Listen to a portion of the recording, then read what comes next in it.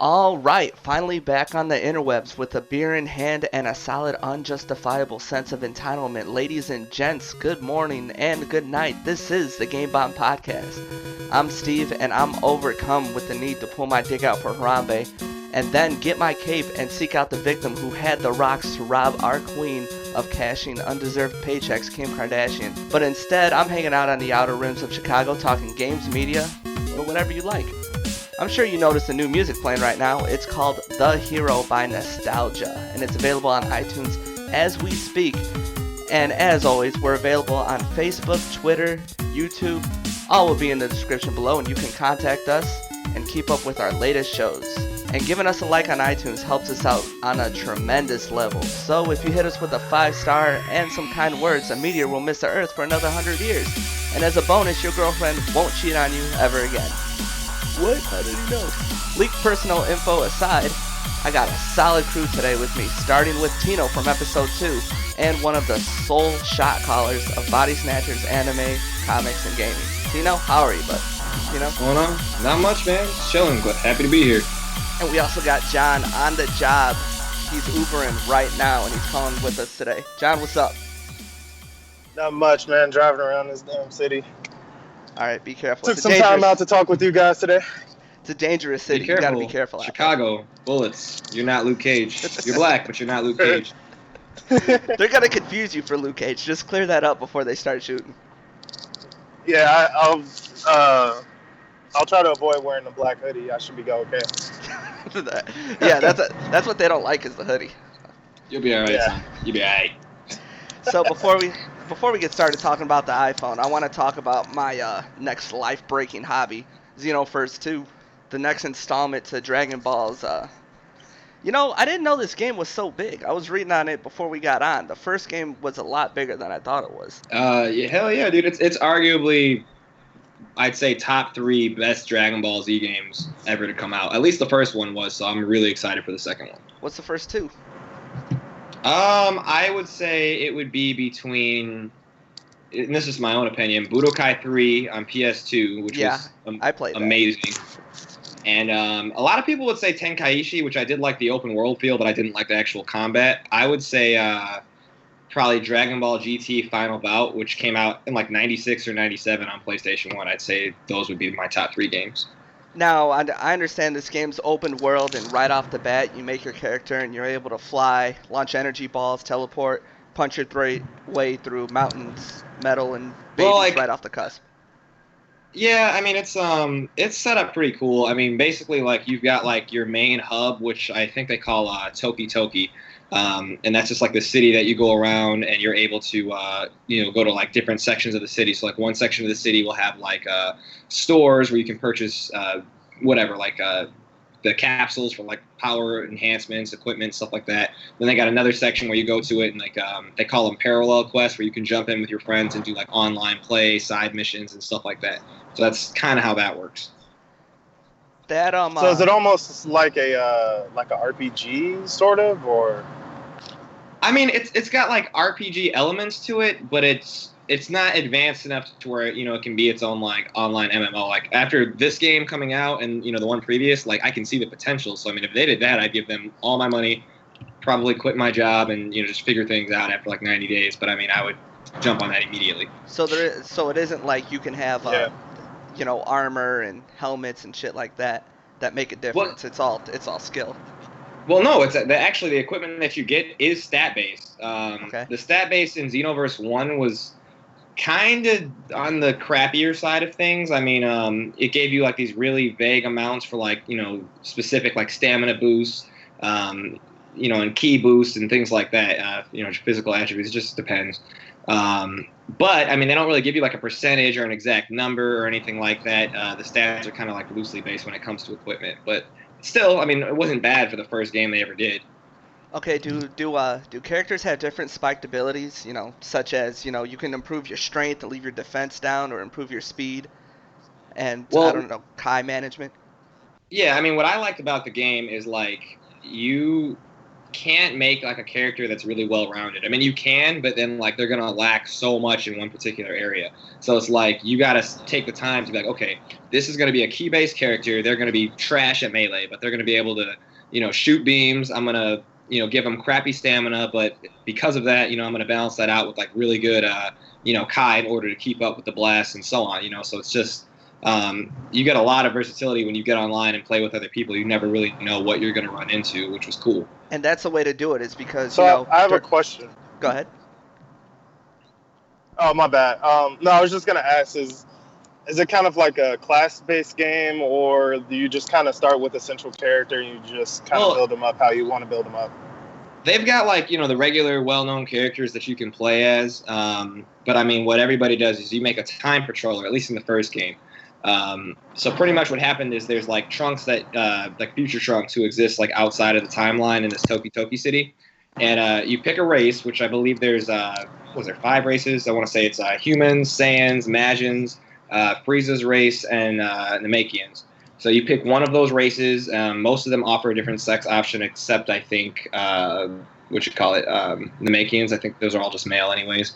And then you just kind of go from there. So you pick the size of the character, the sex of the character, the race, and then you just go into meet up with Trunks, and he takes you through like this crazy scenario. I don't want to give away too much for like the first game, but basically like there's bad things happening in the timeline that we all know and love. That's the actual story. But that's what makes it exciting, is because the original games, it was the same story over and over again. You went through all the sagas, you come to an end, and like that's it.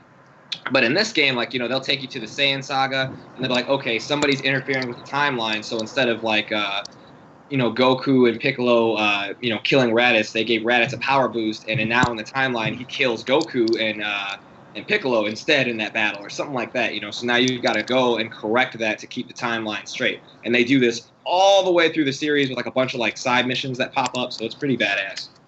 Sounds like it. So, when like a one-on-one, say me and you, how is that?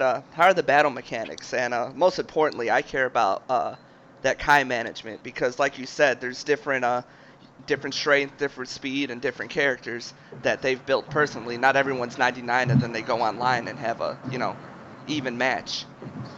Well, I mean, in Xenovers 1, like, you could search for, like, whatever, like, they had, like, block groups where you could look for, like, people who are on the lower end with levels, intermediate, and, like, more advanced. And levels make a huge difference because of the amount of stats that you accumulate, as you go up. In Xenoverse 2, they're supposed to be eliminating that altogether, which I'm not sure how I feel about that yet. But basically, anybody can get on with their custom character or whatever, and I guess you could basically consider that character to be max level.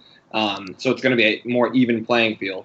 I personally like putting in the work and then, kind of being able to show off, but it's going to be more fun that way. Right, kind of like a Street Fighter or Mortal Kombat anyways, to where everyone's equal. It's just how you use your character. Exactly. Yeah, I'm fine with that. I mean, it keeps the game competitive too, so. Yeah, and then in this one, they're adding on a bunch of transformations that they lacked out of the first one. So, like, they're bringing they didn't have, they only had Super Saiyan 1 and 2 in the first game. Now they're going to add in Super Saiyan 3. Magians, for whatever reason, like, they were just like the Fat Boo class. Like, you couldn't transform or anything. So now they're going to add in Kid Magin. Frieza's class warriors are all going to be able to turn into Golden Frieza forms, like in, what do you call it, the Resurrection F. And then they're supposed to unlock potential for Nameks and humans. I don't know if that's 100% true, but they're supposed to be. So these transformations, were they based off Kai, or could you just do it at any time, or did you have to, like, build up a good combo to reach it? With those, you do need, like, a minimum amount of ki in order to transform, but in order to get those transformations, like, you've got to grind, basically. So in the game, like, when you complete certain missions and so on, you get, money, basically, and points. So you're going to eventually unlock a mission that one of the possibilities for being that mission will be to get a capsule that has the transformation that you're looking for. Okay. So just because you beat it doesn't mean you're going to have to get it. Like, you got to, like, jump through all types of hoops in order to, but once you finally get it, then it's yours, you're good.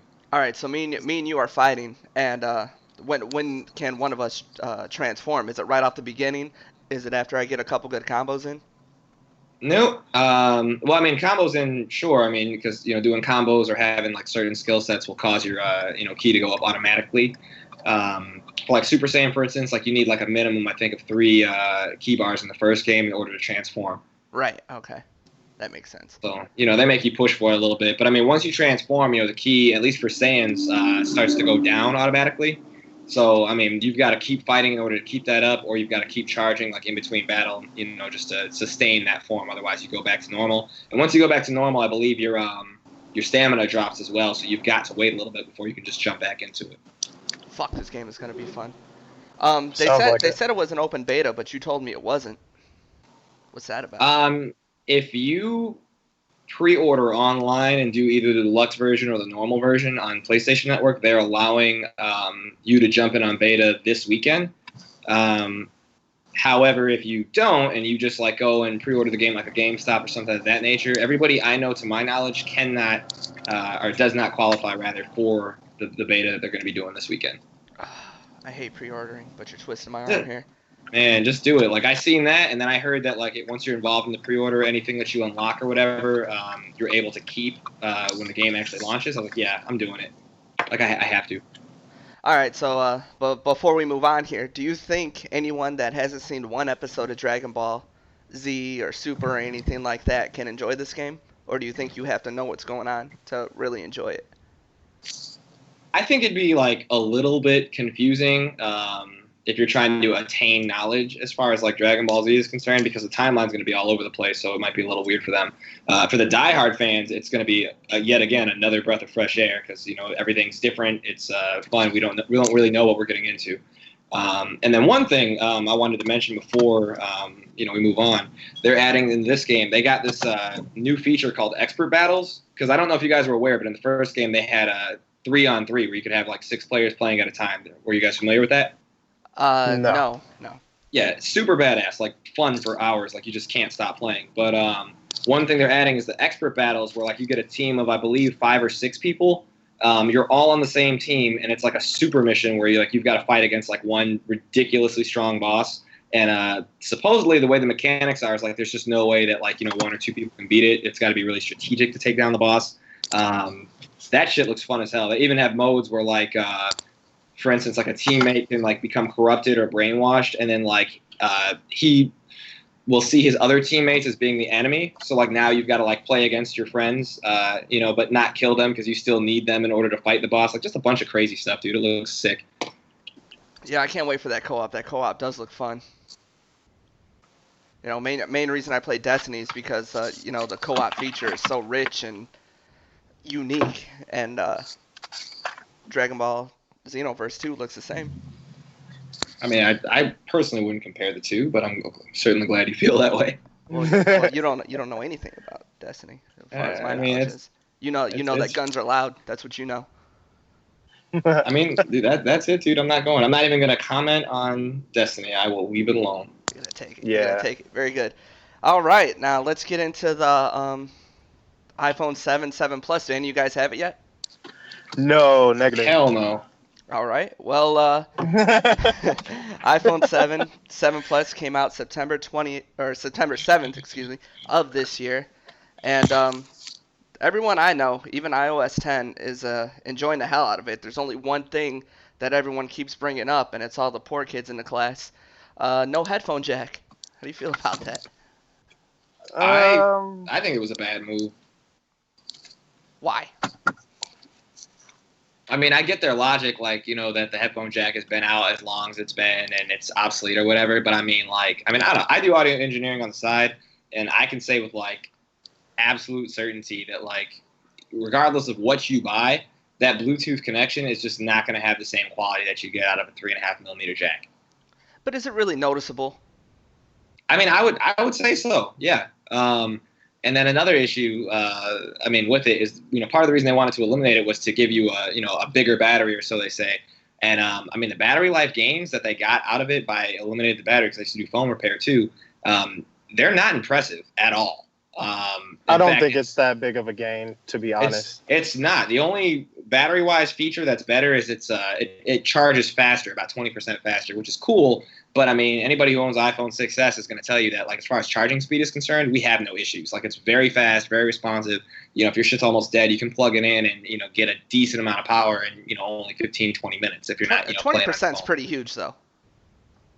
I mean, for charging speed, sure, but I mean that's not why they eliminated it. They could have accomplished that with a higher quality battery, you know, and a couple other things versus, you know, moving out the headphone jack. I feel like they just did it to be innovative, and they dropped the ball.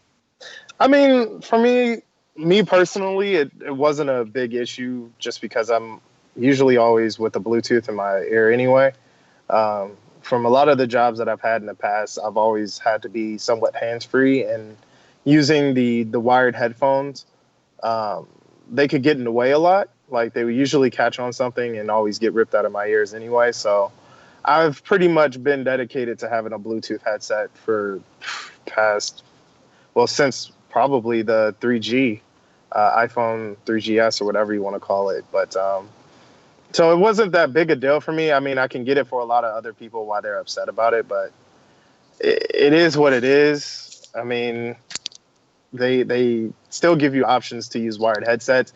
Of course, it's annoying to have to carry around an extra piece of equipment just to use your favorite pair of wired headsets. But I guess that's just kind of, you know, the times now. I mean, I guess, but I mean, that just defeats the whole issue. I mean, Apple spends a lot of time building this, you know, ecosystem where everything's supposed to be simpler. You know, you can jump on your MacBook and, you know, pick up your text messages where it left off, or pick up your music, use AirDrop, all that kind of stuff. Fuck, I love and then, like, but then they step backwards and go, okay, well, you know, now you've got to use this adapter. I mean, maybe it's a transitional period where they're playing it safe, but I mean, I feel like they should have field tested the response maybe a little bit better than they did. Because I mean, for me, I'm not interested at all. I mean, and I love my 6S, and I don't want to switch to the 7 at all solely because of that. And I mean, not only that, but if you look at the other features with it, they haven't really done anything. I mean, the body's the same. They changed the memory amounts, which I guess is cool, but wasn't really a big deal for me. I think they eliminated the 16 and the 64, but brought back the 32, and the 128, and I think the 256. So I mean, that's cool, I guess. But I mean, I haven't even filled up my 64, so it's like meh. There's a lot of reports on that on the body of the phone to where that motherfucker scratches if you just look at it. Yeah, that new finish that they have on it's very fingerprint. It attracts fingerprints really easily, and I don't think the finish on it is very durable as far as scratches are concerned. But it does look clean though. It does, but my thing with that is, like, if you're gonna buy a phone that's worth $600-800, just buy a fucking case. I mean, do you really need to stare at your phone that much to where you need to have you know, it doesn't need. I don't like naked phones, because if I drop it and it cracks or it chips or whatever, I'm gonna be upset. So why not just buy a good case? Invest in protecting your I love investment. how it feels without the case, though. I get it. It does feel nice, but at the end of the day, it's John. I'm just gonna tell you this the only way I can. Some people like to raw dog. Some people like condoms, and they're always gonna be risk. You know. What is a condom? Fair enough. Exactly, my man. Fair See? enough. And that's all we need. I have a 6S Plus, and my headphone jack, it still has the tape around it. I never even thought about opening it. The thought of a wire going to my phone to my ears makes me sick to my stomach. Wow. Well, you are a special type of human being. That's the way it should be, though. You know, man. You use Wi-Fi, don't you? Me? Sure. Because it's easier. Imagine having a wire hooked up to your phone to use it. Doesn't make sense, Dude, does it? That's totally irrelevant, though, because I mean, it depends who you're asking. Like, you know, for me, like, I like to go running. I've got like a bunch of different headsets that are, you know, amazing, like fitness headsets that are just perfect, that cost a lot of money. So now you're telling me I've got to go back and buy some really expensive wireless ones where it's going to sound crappier, and wireless ones just don't sit. Apple's telling you. It's telling you that you should have had your life together already and already had them. You should have had some nice Jaybirds or some wireless Beats. Ooh. I mean, I actually do, though, but I mean, it's still not as good as the wire. But you see, like, go ahead. Well, I feel like you guys are spending a lot of time like on the headset issue themselves. I mean, it does have some positive aspects. Like, have you guys like looked at the processor yet? It's got that A10 Fusion Quad.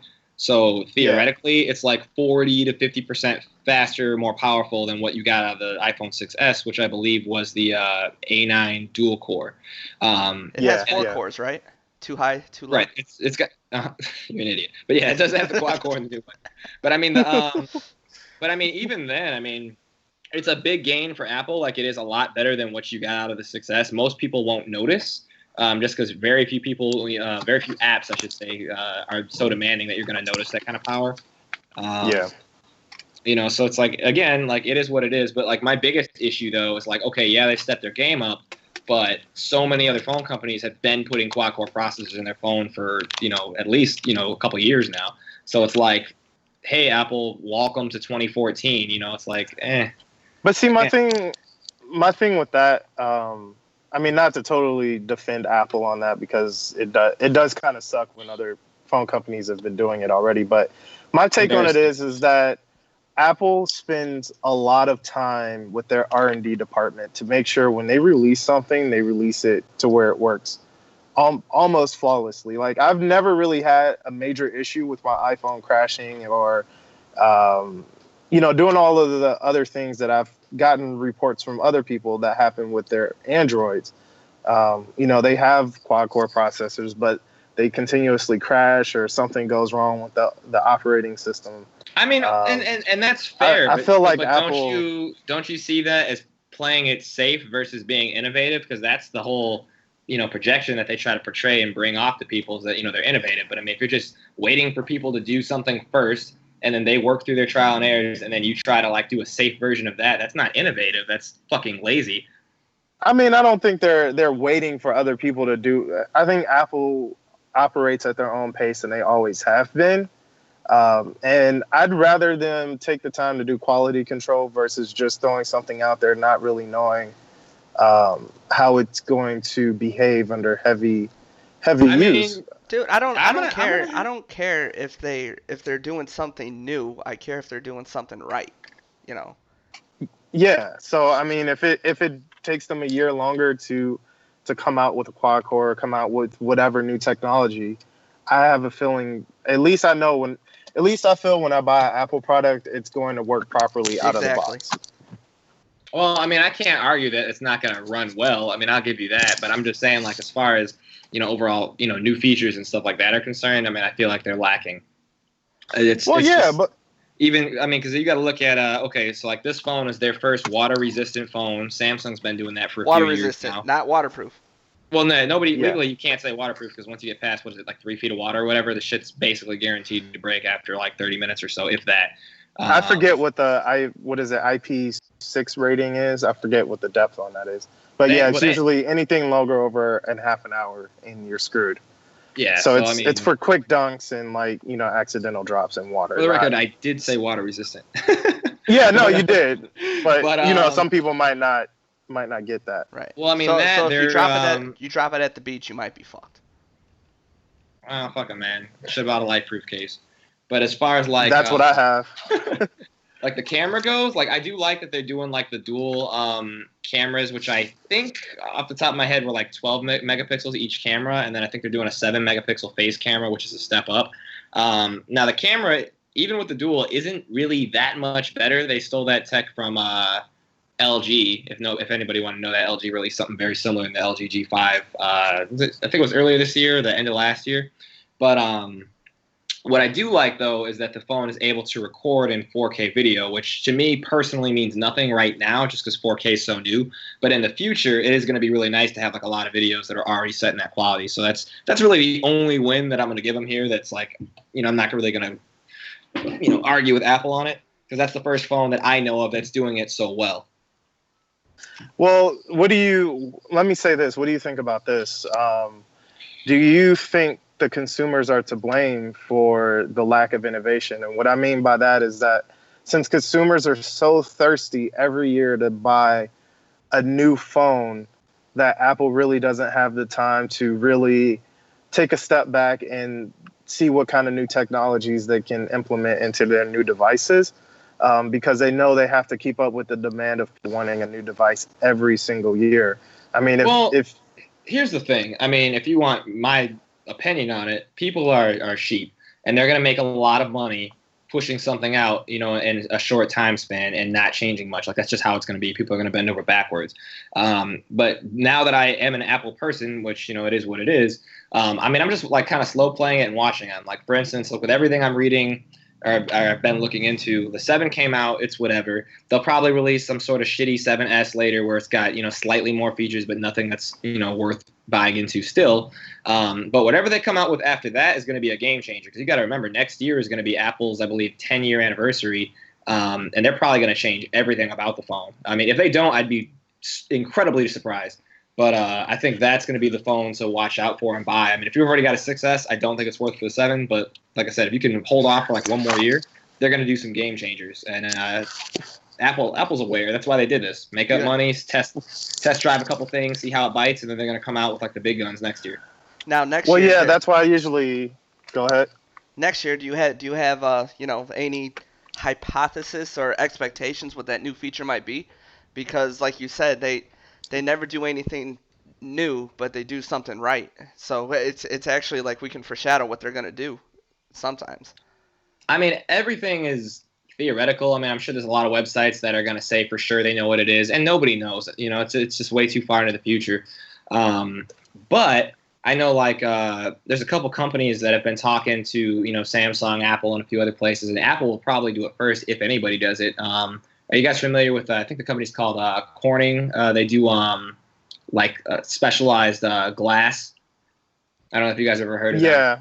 Yeah, Corningware, whatever it is. Right, so like that. I heard that, Apple was looking into that technology, which would potentially give you not a see-through phone. I mean, that's just, we don't have the tech for that to produce on a mass scale anyways, but just something where you get like an all glass, body that's going to have just a really awesome feel to it, similar to what we did, a couple generations ago with their older phones, but just much sleeker, I'd say. And possibly, some flexibility in the phone. So to where even though it's glass, it'll be, I mean, I don't want to say necessarily a bendable phone, but it'll have some flexibility where it's not going to be as fragile as you would think it would be. So that's, kind of what I'm looking forward to see how that comes out. But like I said, everything's in the air. We still live in a day and age where these screens can crack this easily. Well, they do. I think they do it on purpose. They have to. I mean, it's so expensive to get it fixed too.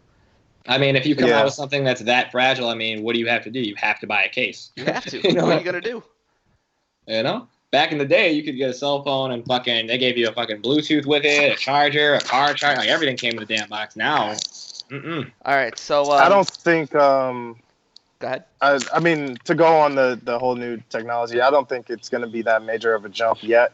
Like you said, next year they'll come out with the 7S, and that's usually why I always wait a year to buy an Apple product. And that's another point. I think if more people kind of stuck to their guns and stopped buying Apple products every year, Apple would get the notion to kind of, take more time and better produce a more innovative product than just buying or just making something that people. How do you propose they do that, John? You want them to bring the iPods back and make that their crown jewel again? Well, that wouldn't make any sense. People with Apple products are so happy. I mean, when I got this Mac, dude, I still love it.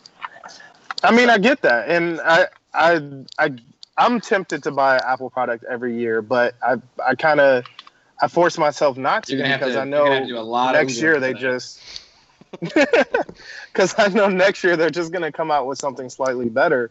So next year I may buy a 7S because they'll probably add some other technology that the 6 or that the 7 didn't have. I would expect it won't be a big jump, but it'll probably be wireless charging or something like that. Something something that's been out and tested for the last 2 to 5 years. Wireless charging doesn't interest me in the slightest. Nah, yeah, it's not really a big deal. But nah, if you come home drunk, I can't find that wireless base. I need a plug. Right, or I'm in the car. Yeah. I gotta just set it somewhere.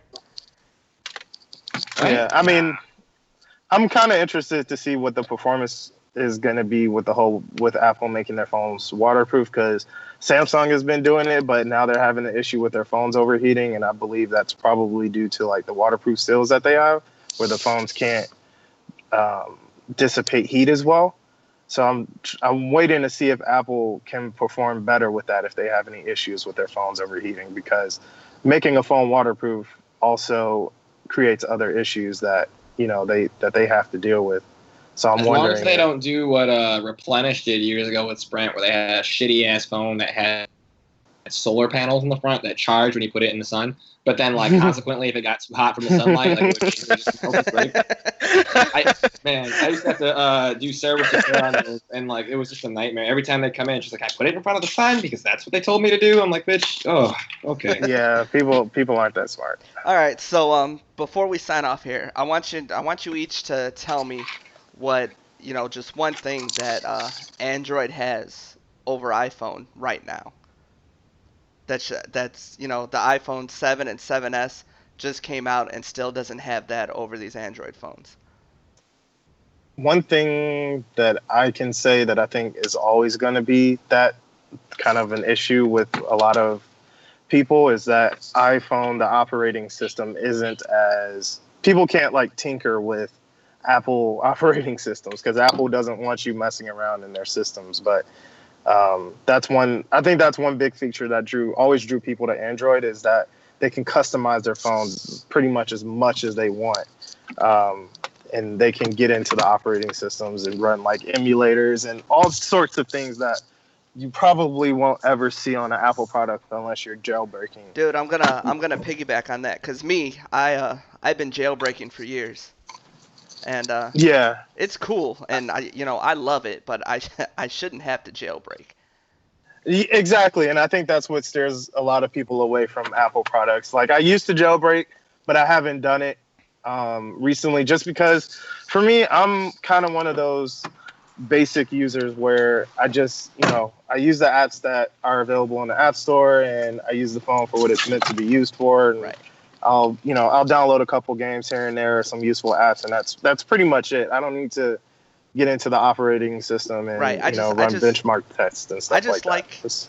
I like how unique it is. Like, you can do anything. If I want a specific ringtone, let me get a ringtone. If I want my wallpaper to be a strange woman taking her top off every time I open my phone, why can't I do that? Why don't they have something for that on the regular iOS? Well, and that's more of my issue though. That comes down to like the App Store specifically, not even necessarily the OS.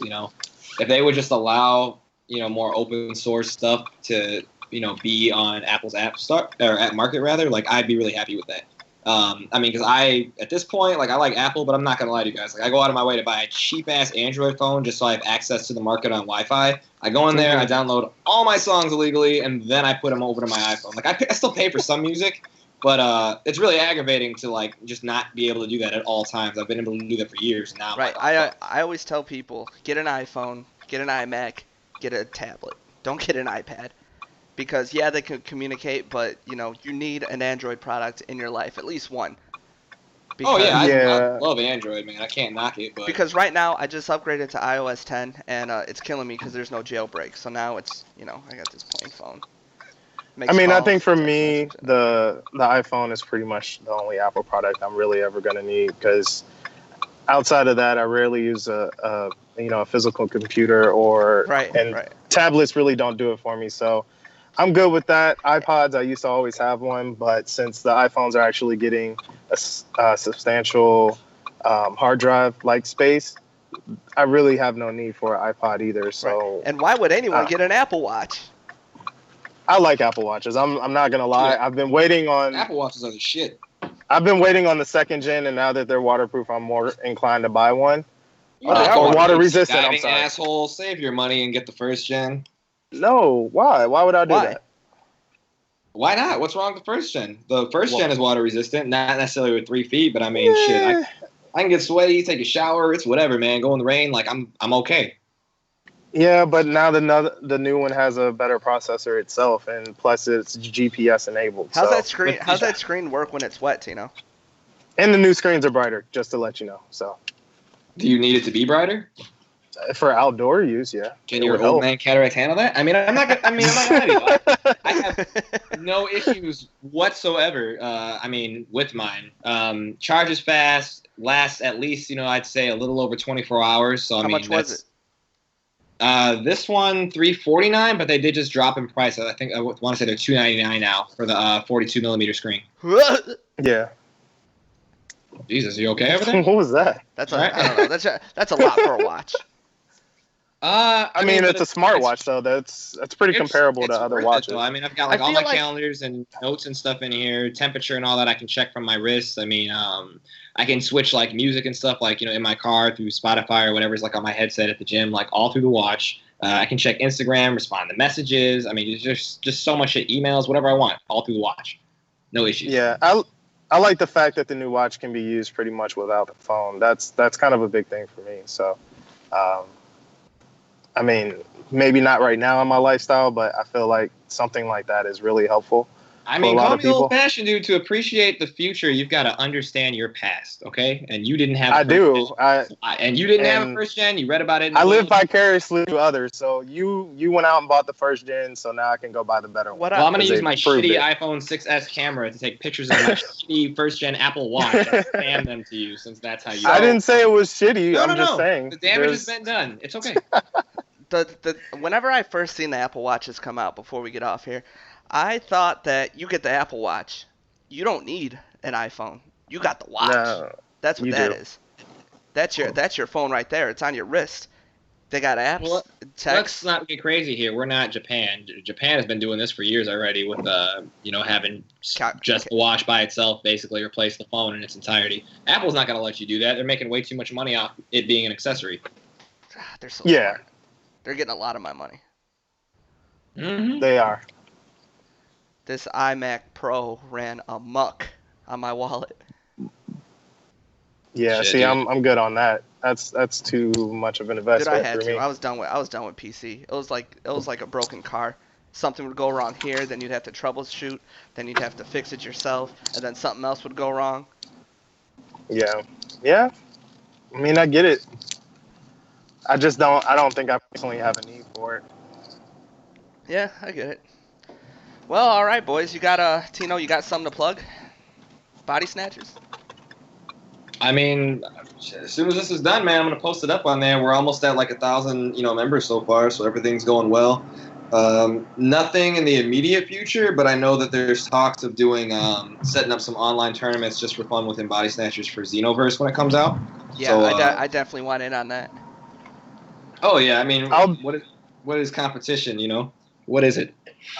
I'll be in on it if we get more people that want to actually play other games, because I know I wouldn't be any good at it, and most of you are running PlayStation anyway, so to get some more Xbox users in there, I'd be down. It's the superior console. You know what? We'll just save that for another podcast, okay? That'd be a great podcast. All right. All right, boys. Well, thanks for coming on. Appreciate it. All right, have a good one. Happy to be here. All right, take care. Thanks for having me.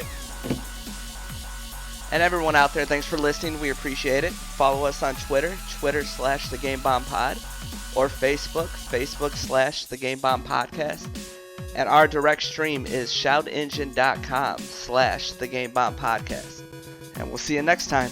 Take care of yourself.